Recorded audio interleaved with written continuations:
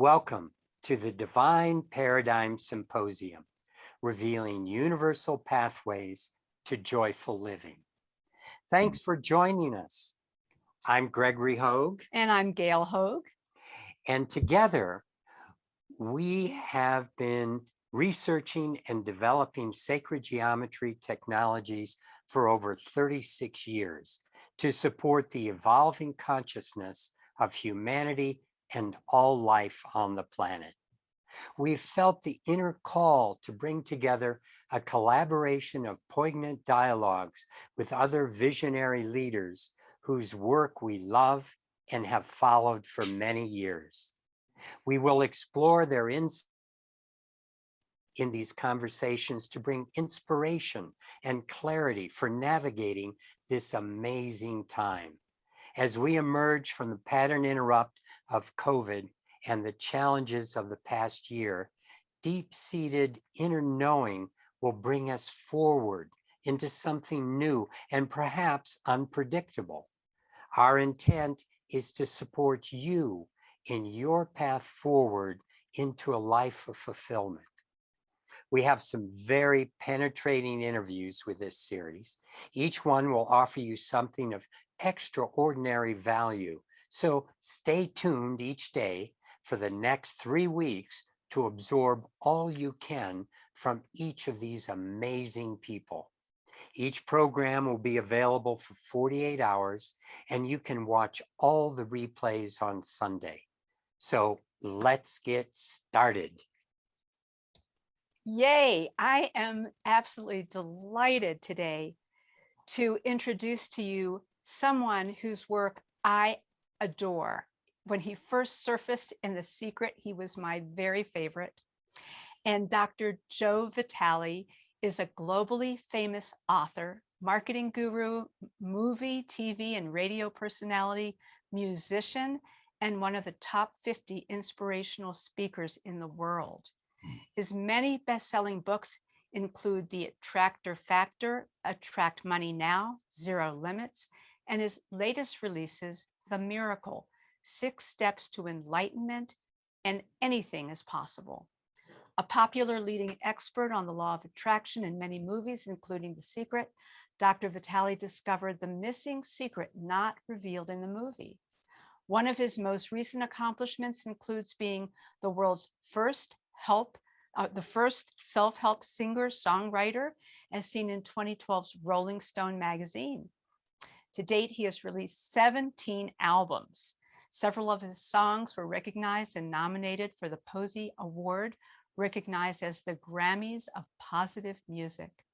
Well known not only as a thinker, but as a healer, clearing people's subconscious minds of limiting beliefs, Dr. Joe Vitale is also an authentic practitioner of modern Ho'oponopono, certified Reiki healer, certified Qigong practitioner, certified clinical hypnotherapist, certified NLP practitioner, ordained minister, and doctor of metaphysical science. Whew, I don't know how you've had the time to do all this.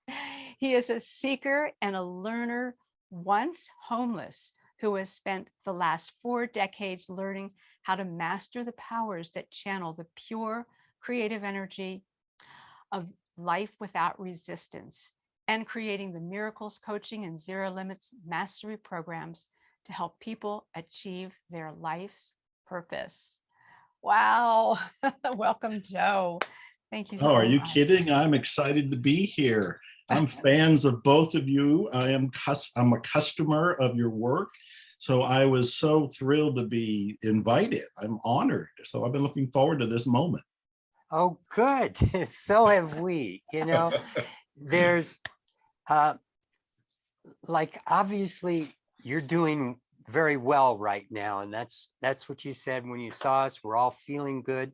And yet, you know, last year, if you were to pull that out and look at the things that happened to you, it was a lot.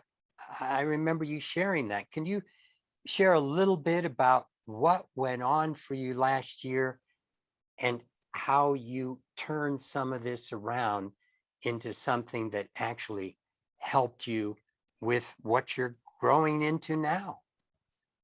Well, it's been more than the last year. It's been the last Mhm. 2 to 2.5 years. And Okay. for me personally, there was everything from the death of my father, the death of my best friend, the attempted suicide of a family member, a divorce that was supposed to be over like that because I was willing to give everything away, but instead became a persecution of my life and business and drove me into feeling like I was being crucified on a daily basis for over 2 years. And during the same time, while I'm dealing with grief and I'm dealing with anger and I'm dealing with guilt and I'm dealing with resentment and I'm dealing with second guessing myself and days where I didn't want to get through the whole day because of my grief, my discouragement, and maybe even depression. I don't really even know, but these are dark days for a very long time. And during this time, I develop a new relationship with somebody who develops neuro-Lyme disease, and she is on her deathbed while I am going through grief and funerals and divorce and everything else. And I'm her caretaker. I'm her caretaker during this time of intense emotion. And also during this time, we have something called a pandemic. And a pandemic affects everybody differently. In my particular case, it wiped out my biggest income, which came from traveling, which came from speaking engagements. The last country I had been in before COVID officially was recognized was Iran. And I never thought in my entire life I'd be in Iran. But I had been in Russia right before that, Ukraine right before that, Italy right before that, and everything comes to a screeching stop. So not only am I doing all the emotional upheaval here and feeling self-tortured in many ways because of what's going on, which is confusing me. I don't have experience with divorce or court systems or COVID or being a caretaker in a new relationship. And also dealing with losing the biggest portion of my income and the biggest thrill of traveling around and tap dancing and adapting to all of this and learning to do everything as we're doing right now online, learning to put everything on Zoom or Skype or in some way, shape, or form the internet. So to answer your question, the last 2 years have been pure frickin' hell. Pure Yeah. frickin' hell. Yeah. Wow. So you being who you are, I mean, each one of us is taking this time that the universe is throwing at us and seeing how there are gifts hidden within it. Yes. There's transformation afoot, and it sometimes isn't very pretty, doesn't feel good. So how did you deal with that and get to where you are now? What were some of the gifts that you discovered in the midst of the chaos? Well, I love the question because I'm being very transparent here and just saying, tearing down the smoke screen or the illusion or whatever people think, because a lot of people look at me or you or some people that are out there in the world that are noticeable and they just think their lives are rosy. They just think that everything is working just fine. They're smiling, they're going to work, they're doing whatever they're doing. And I'm going to tell you, there in social media in particular, there's a social media illusion. And that is where people look at the posts that their friends are posting or that I'm posting. And we're cherry picking what we're posting. And so when people look at these posts, they think and assume, oh, their lives must be fantastic. During this time of upheaval in my own personal life, I still made uplifting videos. I would make a 1 to 3 minute video and post it on Instagram virtually every day. Part of it was for me. Part of it was for me to get back into the spirit of creating and helping and being inspired. But more of it was for all the people who were stranded emotionally and stranded philosophically and stranded in terms of what do we do next? I was trying to help them. But I didn't want people, and this is where I mean by the social media illusion, to just look at me and my smiling face for the 1 to 3 minutes and just assume, well, his life is great and everybody that we're following's life is great, but my life sucks. So there's a social media illusion that actually hurts people when they look at it. Mhm. This is why I'm being transparent to say, look, I have suffered. I still have moments and days where, I've got to boost myself and reconnect. So let me back up even more, because I want to make sure I really say all of this and I really Mhm. help people. Mhm. Early on in the divorce, I was crushed because this became a persecution. I didn't know how to handle it. I was in a system I did not know. It seemed very rigged. And it seemed very theatrical, but theatrical with real world repercussions. And I remember asking my attorney, I said, you've been doing this for your entire life. This is your career. You see people come that are fractured, that are broken, that are hopeless, that are angry, that are resentful, that are lost. I said, out of all this time and all these people you've seen, what's the best advice you ever heard to help somebody get through it? And I said, because I need it. Mhm. And he paused and he reflected and he said, focus on the future. Focus on the future. Focus on what you want to create. Focus on what you want to do. Focus on what you want your life to be like. And that helped, because when we stay in the misery, all we do is just recreate the misery. Our vibration is in misery. Our mindset is in misery. Our moment is in misery. And from the law of attraction, or whatever anybody wants to call it in terms of science, quantum physics, reproducing the moment, we magnetize that misery and we pull in more misery. Mhm. So we have to break. So one of the things that I was doing was focusing on the future. Where do I want to be? Where do I want to live? How do I want my life to be? I'm going to be at a new home. I'm going to have a new relationship. I'm going to have a new source of income until the pandemic is over, all of that. So that's on one level. The next thing I noticed is that most people were really falling into negativity and criticism and hopelessness. Even the spiritual people. The spiritual people were feeling like, okay, we've lost our faith. We don't know what's happening. And it seems like the rug's being pulled out from under us. And I thought, I need to help them. And I keep hearing about a conspiracy theory. And I've never been into conspiracy theories, but I decided, you know what? I'm making a video about a conspiracy theory. And I started posting videos on Instagram that said, yes, there is a conspiracy. It's a divine conspiracy.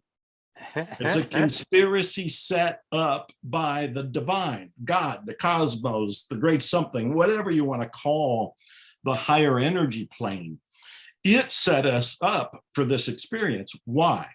And then I started to reinterpret what all the governments and the officials were telling us. They would say, go inside. And I thought, well, that means go inside yourself. Mhm. They meant go inside your room, go inside your house and stay there. And I thought, no, the divine working through them is saying, go inside yourself. This is your time to meditate, contemplate, reconnect, create, to do everything you ever thought of, all those times in our lives. And everybody has said it at one point or another. I wish I had the time to fill in the blank. They now got the time. And so I was saying, this is a divine conspiracy. It has sent us to our room. And while we're in our room, we are supposed to reconnect to the very thing that sent us there, find out what our unique mission is, because I really believe each one of us has a mission. It's different for each person. For me, it might be writing books and playing music and appearing in movies, but for somebody else, this might be completely disgusting to them. They don't want to do that. But for somebody else, it might be baking cookies for, I don't know, a meeting or for the church or for something else. But each person has a unique mission. You get to find out what it is when you go to your room, you get quiet, you turn off the phone, you get silent, and you start listening. So I made all these videos, one after the other, and I started to get interviewed about it, because they would say, what's this conspiracy you're talking about? And I would say, yeah, it's a conspiracy. It's a holy conspiracy. It's a divine conspiracy. It's a benevolent conspiracy. And I didn't dismiss what was going on. I said, if you're told to wear your mask and social distance, do what they're asking you to do. Take care of yourself. But at the same time, let's go a little deeper here and find out what the transcendental message is. You know, I'm a big fan of Ralph Waldo Emerson, who talked about the oversoul. And I keep thinking, well, that's what sent us to our room. The oversoul. The oversoul wants us to reconnect and find out what the mission is or our contribution is, and then do it. And then do it. So these are all kinds of things that I started to do. And of course, I was working on myself privately. I'm a great believer in virtually everything I want to know is in a book someplace. Look behind me here. I'm a book addict. I'm a book freak. So I'm reading books all the time. And I turned to Stoicism for some stand up, get through it kind of messages. Marcus Aurelius, who's the poster boy for Stoicism, he had said at one point that quit arguing about what is a good man, be one. And I love the no nonsense, strip it down approach, like take away everything. Instead of arguing about what you need to do or how you need to be on one level deeper than the ego, you already know. So be that. And that's the kind of thing I was working with on a regular basis, doing it for myself, trying to hold myself up as I was building new legs, so to speak, and also making these videos to give people a different perspective on how to look at what's been going on. And at the same time, doing the very thing I was talking about, meditating, spending time in gratitude, focusing or refocusing my mind to be grateful for what I do have. We had a pandemic in 1918. We didn't have the internet. We didn't have Facebook. We didn't have that way to keep connected.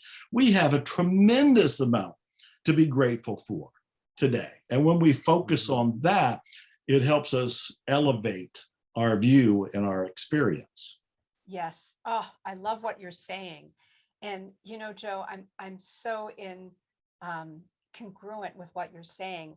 When this all happened with the pandemic, there was something that I just really got it at such a deep level, that spirit is so brilliant. Who ever imagined that spirit would find a way to lock us all, to send us all to our rooms at the same time, all over the entire world? I mean, that is like so super brilliant. And if that's what has happened, then just as you're saying, there is an amazing purpose behind it. And for us too, I mean, it's been the same as what you've been sharing, you know, just having that depth of meditation time, of inner reflection time. And also, you know, we also recognize that in order to break a habit, it takes work. And what a way to break a habit when all of a sudden everything, the rug's been ripped out from under you, everything is gone. And then what's left after you've been through a long enough period of time is an opportunity in a connected place to rebuild, to recreate. And not just, even though we've all been separated in our own rooms in a lot of ways, I see that what we're really here to do is co-create, that it's time, or time is coming. Maybe we're not totally there yet, but time is coming for us to step forward and come into a unity and a synergy, a co-creation mode that we've never achieved before. Do you see that? Do you see something like that as well, Joe? I do. I love what you're saying. I wanted to highlight a couple things. This is one reason why I don't believe that there was a conspiracy in the terms of how other people talk about conspiracies, because this has affected the entire planted Earth, that the entire globe has gone through this shared experience. No conspiracy is possible, because the conspiracy people in the various governments, they don't get along. They can't agree on anything, let alone let's all secretly get together and close down planet Earth. They can't do that, but the divine can. And so I do believe that the universe, the cosmos, what I end up calling the great something more often than not, the great something is behind this. So there is a wise, loving, benevolent intelligence that is arranging this for us. I think the big test, and this is something I've made videos about and I'm reminding myself of, is to maintain our faith. I've been asked numerous times about how do you maintain your faith when it really looks like the world's collapsing. And even those who believe in the cosmos or the divine or the great something have started to question, is it really taking care of us? And so I break down faith, and I think this is useful, so I want to spell it out, into the everyday experience, the moment experience. For example, right now, we've never met before. I'm customers of yours. I've been to your website. I've bought your products, but we've never met online, never met in person, never had a conversation. I didn't know and still don't know what you're going to ask. I wasn't given any questions in advance. You might not even know what the questions are. You might be winging it yourself on your side. So on some level, I have to have faith that I'm going to respond in some sort of interesting way to your questions. You have to have faith, both of you over there, that everything from you're going to ask questions that are interesting to everybody watching, to the internet's got to hold up, because we're relying on technology right now. And so we have to have faith that your computer's going to stay on, my computer's going to stay on, the internet's going to stay on, electricity is going to stay on, our bodies are going to keep operating while we're doing this. We're not going to suddenly just keel over or be ascended someplace right here live. And so I break it down to go, there's this unacknowledged faith. Because when we talk about faith, we're thinking about things that are going to happen in the future. Oh, I have faith this is going to work out. I have faith the great something's taking me someplace. But we're forgetting that right now we have so much to be grateful for because we are being taken care of already. When we start to move into a conscious awareness of what's happening. I mean, my lungs are working, my brain's working, my eyes are working. I'm not making any of this work. I feed and water myself, and then the rest of it is fairly organic. Same with a computer. I reach around, I push a button, and suddenly, wow, color, life, connection. So something is already working. And when we can focus on what's already working, it helps to reignite our sense of faith. Because once we start to realize, oh, I can have faith in me, I can have faith in you, I can have faith in this technology, I can have faith in this moment, I can have faith in the next moment, then I start to realize, oh, faith is still here. And I can extend it out to go, this great something is probably taking care of me and is probably taking me someplace more glorious that I probably wasn't going to go there on my own. I had to be pushed. And so the great something said, look, we gave you some nudges, probably speaking to everybody. We gave you some nudges. You didn't listen to the nudges. So here's a push to go in the direction and where you needed to go anyway. And we want to have faith that that is actually taking care of us. That's what I think is so important. I love it. I love what you're saying. And I want you to share with everybody, because you have a special free gift that you've offered to people when they first came on this program to sign in. Can you share with people how you're going to support them in achieving that faith? Well, I love supporting people, and I pretty much built an empire on the word free. I give away a tremendous amount of things, and it's joyful for me to do so because I know it's helping. And as you pointed out, I had been homeless at one point. I was in poverty for 10 years. I know what it's like for people to struggle, starve, be concerned about the next payday or how they're going to pay their rent. I know all of that. And so what I do is put together things that are free to help these people without them having to pay anything. So I have something called the Miracles Manual. I started a coaching program 10 years ago called Miracles Coaching. And every month people ask me questions. We record all of the questions, record all of my answers, and we turn the best of them into 3 books. Miracles Manual, Volume 1, Volume 2, and Volume 3. All 3 of the books are free. You can buy them if you wanted a printed copy at Amazon, but I'm giving the PDFs, the download. You can download them, read them anywhere, print them out yourself. And these questions that came in are the kind of questions people watching would ask.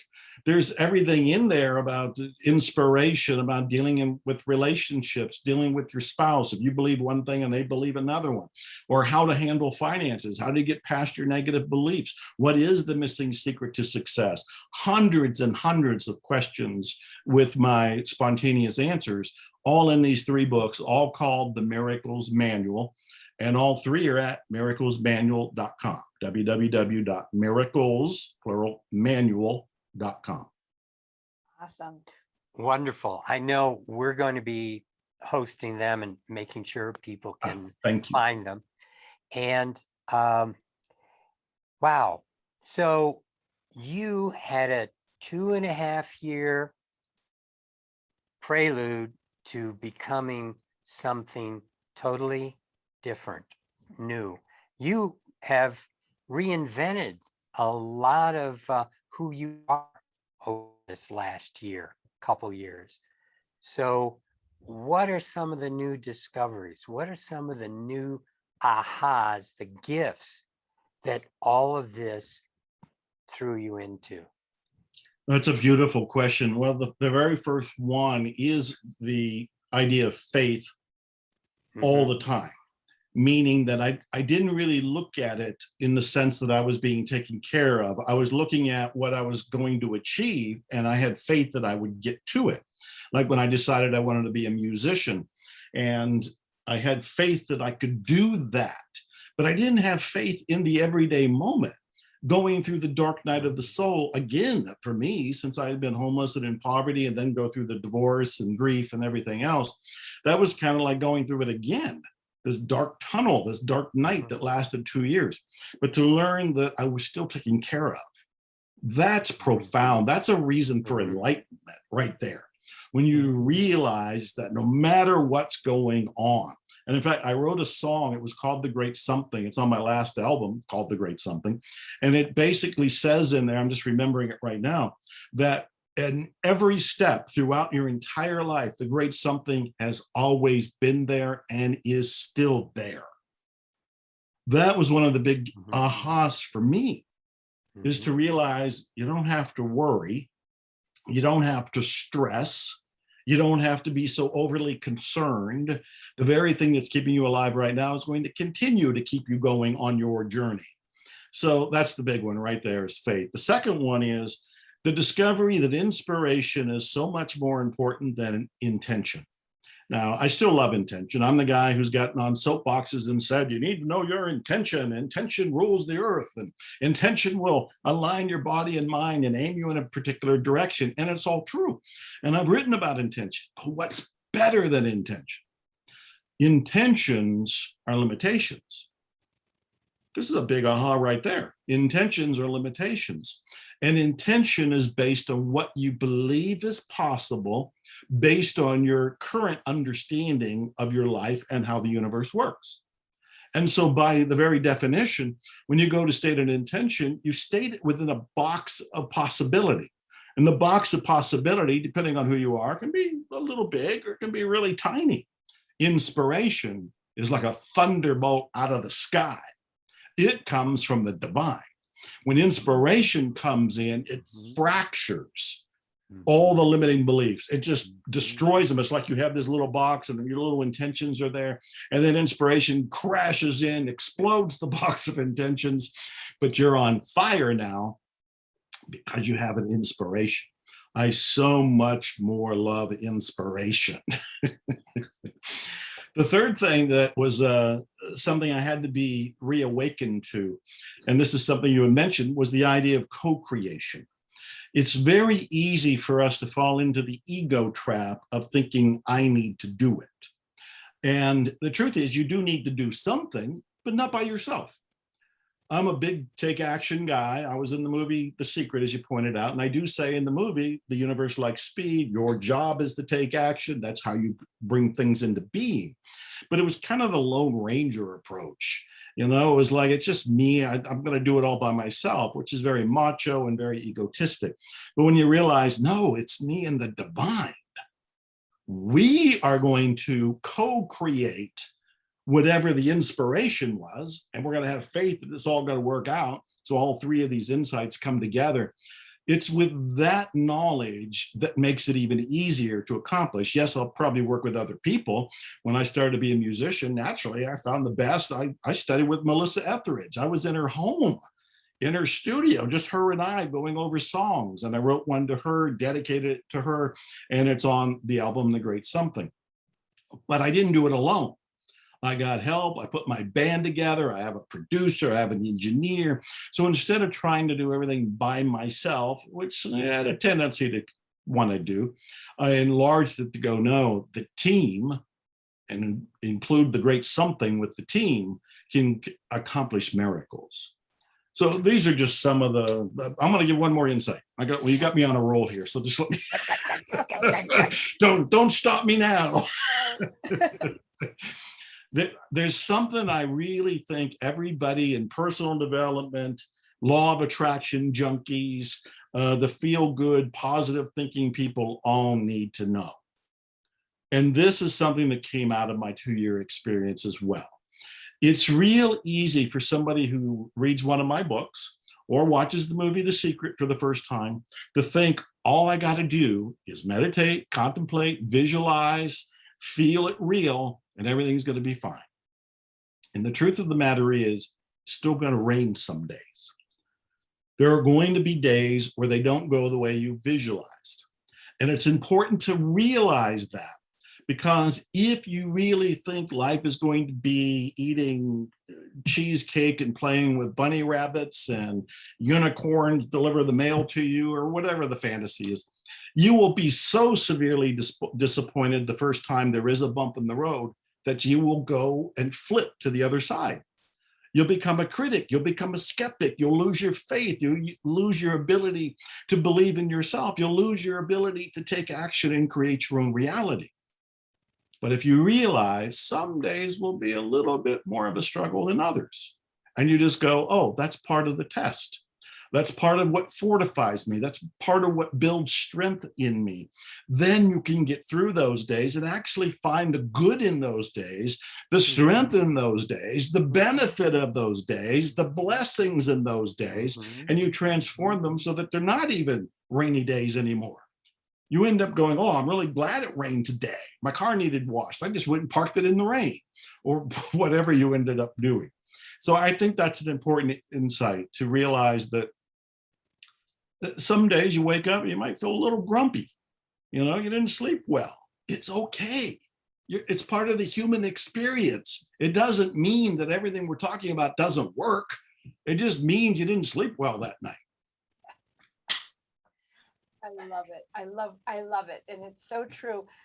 You don't know this about us, but back in 2013, we went through an enormous flood that almost took our house away. It took away 20 acres or so of land, and our well and septic system and driveway and all kinds of stuff that you need for a house. And because we stayed connected, and because we stayed in the moment, we couldn't at that moment even look at, well, what could the future look like? It was unpredictable, but we stayed focused in the moment and stayed connected. And that let us step back and go, this is the most incredible thing that's happening. It's like, wow, we're getting to see how the earth is evolving. We're getting to see how Mother Nature goes through these enormous evolutionary patterns. What an honor. And here we are, 8 years later, and what we have instead, it's totally different. I mean, we ended up on a like a cliff, a 30-foot cliff, instead of this beautiful rolling land down to the river. And what we have now is so exquisite and so much growth. All these beautiful trees and the river that we can hear that's healthier, the riparian habitat that has just, come back to life again. It's enormous. And it does take staying connected and faith. And right before that experience, we were working with a dear friend, Daniel Gutierrez, in a program. And one of the things that we were working on was the statement, I am grateful. I am grateful for all that is coming. Well, when I said that to myself, I went, oh, I don't know whether I'm quite there yet or not. Right. So I kept saying it over and over and over again. And then this happened. And when we finally could, because we had no communication, all the electricity and internet and everything was down. So we had no communication for several weeks. When we could finally talk to him again, and he said, the reason that your house survived was because of the work that you had done. So it was a very, very profound experience. And in some That's ways beautiful. set us up for going through what we've just been through in these last couple of years. Absolutely. And what you're sharing, Jill, a lot of it is we have multiple aspects of our being. We're much larger than this little character that's dancing around. And that's the essence of inspiration. It's blowing us up to the fullness of our being. And sometimes the intention comes from the smaller part of our being. Mhm. And we get caught up in taking these characters too personally. If you don't take them personally, then you get to watch the wave of life that has crests and troughs. And each aspect, like you're saying, can be really full of experience. As long as you take it experientially, and to be like the little kid, if I want to find out what's in this in the moment for me, in changing this car tire, in fixing this leak or whatever, then not taking it personally allows you to have that inspiration, because that's giving you the space for spirit to come through you. And that's when things really get to be fun. So you have been doing a real massive shift, and there are some new things on the horizon, I think, for you, and new potential that all of us can start playing together in a new way. What are some of the new ways that you're seeing have been kicked into our reality by all this stuff going on? Well, I'll tell you, one of the big ones is what you just alluded to. And a lot of people are going to be kicking and struggling with this one, and kicking and fighting over this one. And it's the idea of learning to let go of the ego and going behind it. Now, I want to explain this, so I want to make sure I'm clear. I've often led people to what I end up calling a witness meditation, and I can just describe it and people will get it. And I'll just spend a minute asking them, notice that you're thinking. And right now, everybody watching this is thinking. They're thinking something about what we've said, something about me, what they're going to do next. Their mind's at work. It seems to be organic. There's thoughts going up. And so I'll say, notice you're having thoughts, but you're not your thoughts. Some part of you is observing those thoughts. Somehow, if you just take a little breath, you can step away from the thoughts and just go, oh yeah, there's thoughts coming. Yep, I can see them, I can feel them, I can hear them. And so, but you're not your thoughts. And then the second leg of this, I'll say, was notice how you feel in your body right now. You're in a physical body, and maybe it feels great. Maybe you have a little headache, a little twinge, a little muscle spasm. Maybe you have to turn a little bit, adjust a little bit. But notice you're kind of in the body. You can describe the body, which suggests that maybe you're not the body. Maybe you're an observer of it. And after that, I'll take them over to the emotion and say, okay, how are you feeling right now? And even the people watching right now, they may be amused, they might be confused, they might be any number of different emotions, but I'll say, isn't this a little bit like the thoughts and a little bit like the physical body? You're experiencing emotions, and you can describe them to me because you're not the emotions. You can describe them because some part of you is detached, some part of you is not the emotion. So I end up saying the great goal for me, and this is one of the bigger insights, is to connect with the part of me that is not my thoughts, not my body, not my emotions, what some spiritual traditions call the witness. And some could say, that's the eye of God. They can say that background that is observing, the observer that's in me, that background observer, that witness is the same one in you, in both of you, and in everybody that's watching. We get past the ego, we get past the thinking, the body, the emotions, and we can see more and connect a little bit more with the observer. Now we're one step closer to God, to the divine, to inspiration, to the fourth dimension where all the energy and the ideas can come in.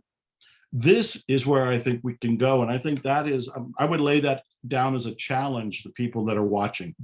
I would say, practice that meditation. Get quiet, put your phone aside, turn off the computer, everything else. Get quiet, close your eyes, and you're going to notice your thoughts. But do your best to just kind of notice them and get to the point where you realize, I'm not those thoughts.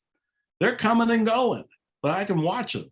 And do the same thing with the physical body, the same thing with the emotions. And then you start to sense a little bit that whiteboard, that blackboard, that background awareness. And the more we can attune to it, the closer we are to what I'm calling enlightenment. To answer your question, I think that is the next step that is going to take us to whatever the quantum leap happens to be. I love it. I love it.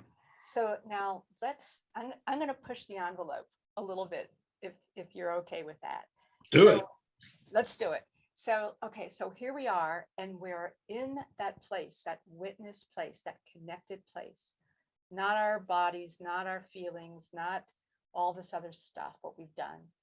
And there's a clean slate. There's something, let's jump into that creative, creative mode. We're now in that witness position. We can imagine anything because it's that fantasy, Mr. Fantasy, that imagination, that brilliance, that God brilliance, that witness brilliance that can come into play. Talk about that with us now. I'm so glad you brought that up. There's so many things we can talk about. This is going to go on for another 4 hours, right? Because I got more to say. We can do this more. We'll play. Yeah. We love players. You know that, Joe. You're both a delight, and where you're going with this is so juicy. Okay, so the next level of co-creation for me is exactly what you're talking about. When you go behind the thoughts, the emotions, the body, and you're looking at that blank energy field, there's two things that can happen. One is you can receive from the energy field. And those are ideas. I imagine, and I don't know this is a fact, but I imagine you both have such brilliant inventions that they probably came from that kind of inspiration from the energy field. But I just don't know that. I'm just going to put words in your mouth and speculate a little bit. It's true. That's what we do all the time. There you go. And if people haven't looked at your website, they need to go look because it's very impressive. So there's two things that can happen. And one of them is you can receive. And this is where the inspiration comes that I think is so much more priceless and valuable than intention. So you can receive inspiration. That alone, that's receiving the Holy Grail right there. But the other thing you can do is you can input. You can make a request. This is where you take what was your intention, or maybe you received an inspiration earlier and you've worded it as your now current intention, and you can deliver it to the energy field.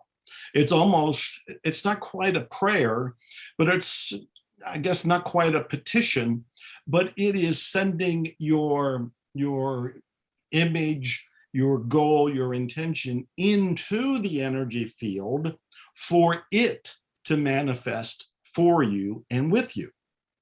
So there's two things that go on when we do the witness meditation and we get past the thoughts and emotions, and we're now at that vibrant energy field where anything is possible because there are no rules there, no laws there, there's no boundaries there, there's no little boxes there. It's just, I think it's Deepak Chopra said it was the field of all possibilities.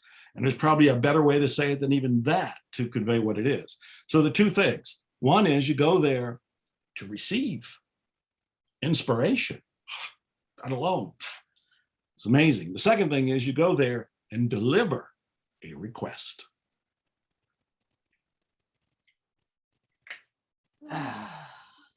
And Oh, let's all take a breath. That's a big breath.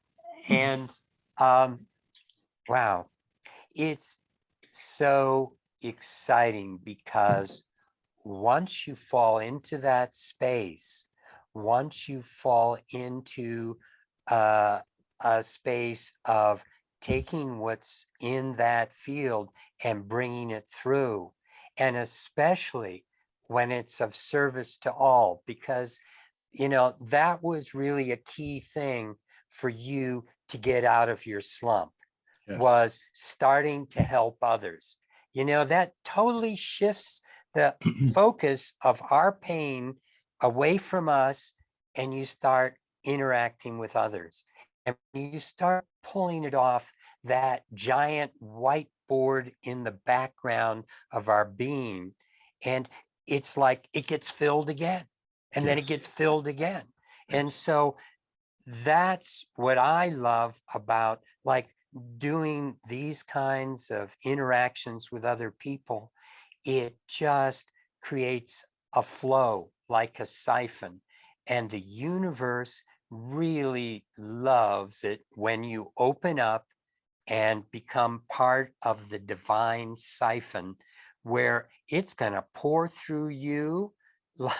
As long as you keep your beingness open, stuff's going to happen. And that's yesterday I had so many new designs, so many new things happening, and it happens, it fills up. And it's such a joy to share that we each have our little triggers, our little ways of getting the flow started, with the gratitude and the helping, and then just ride the wave, go up and go down to the bottom, and be present with it. So that's a big part, I think, of everything you're sharing too, is your presence, working with your heart, and then allowing inspiration to come flowing into your life.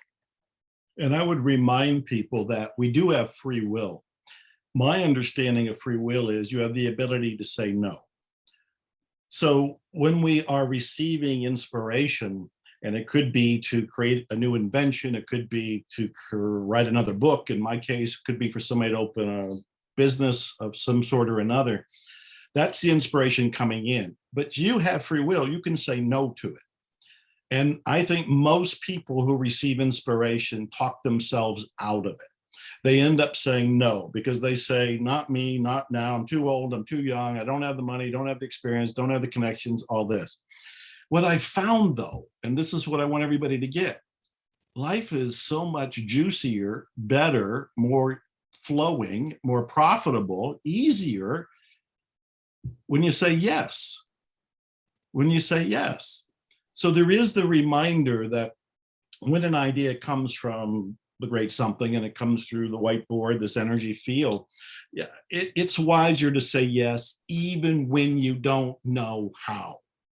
That's the other thing that I see stopping people, is that they want to know how. Well, I got this idea to do such and such, but I don't know how.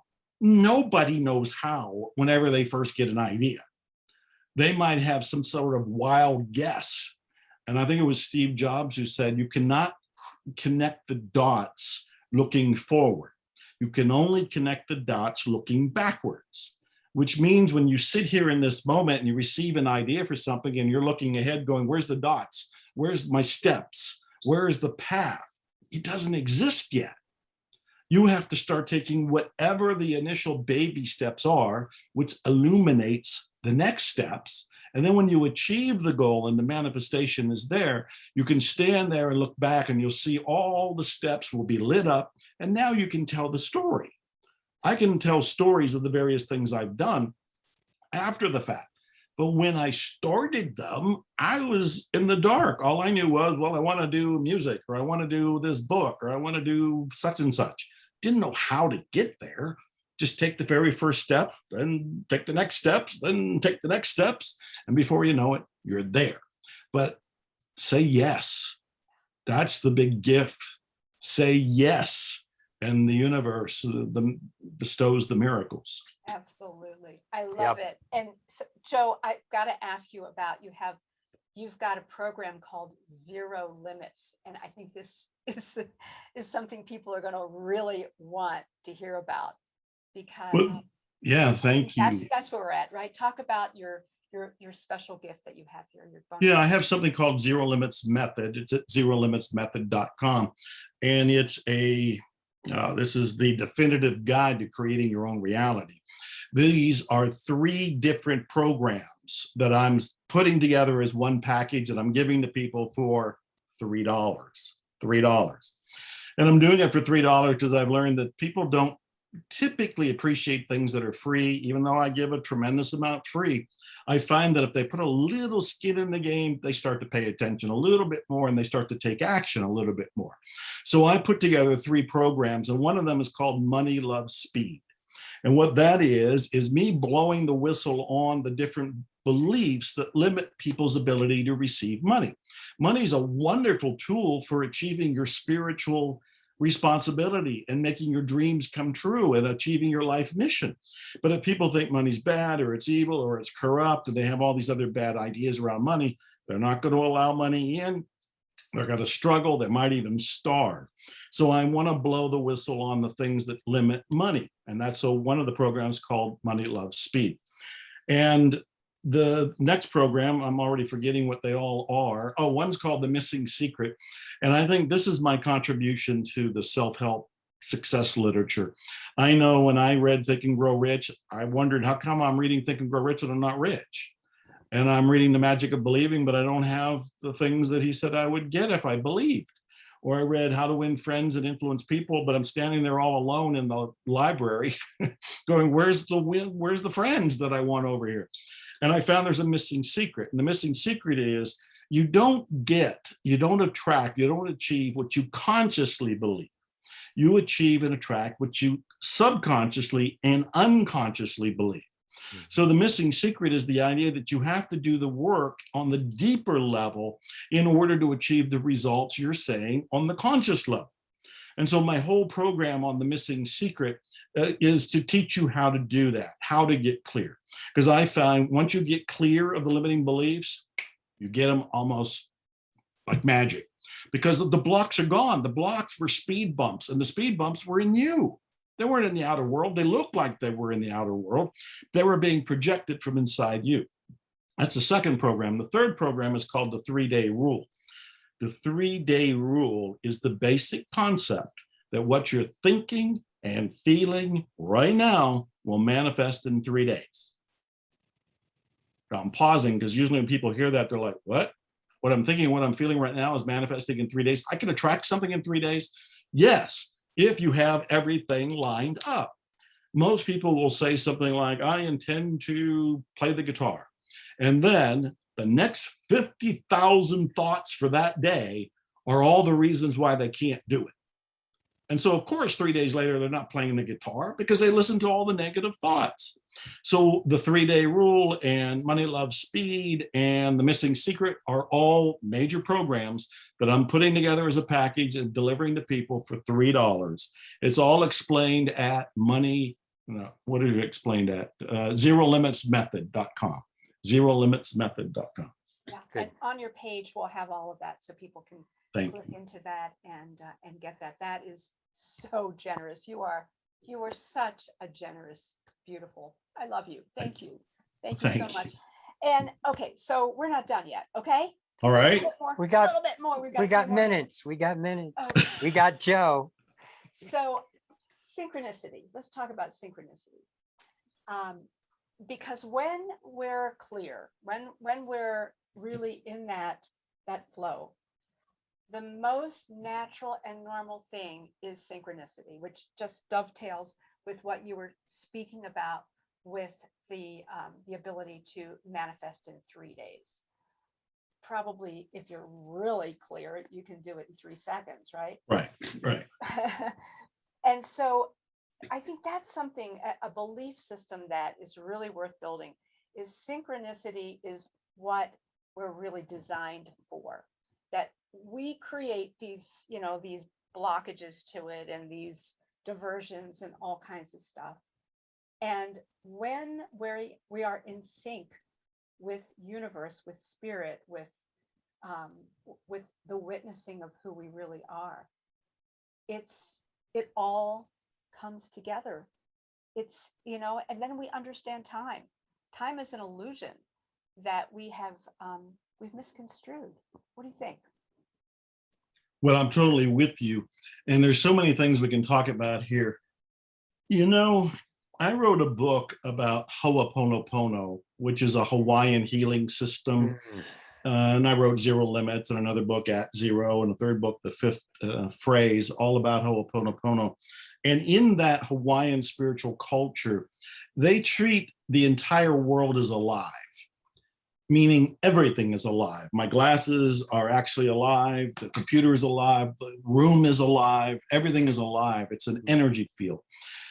When we start to look at life as if everything in it, not just the other people, but everything in it, and not just the pets, but every item in it is alive, then we start to be attuned to something that will reveal that synchronicity is actually happening all the time.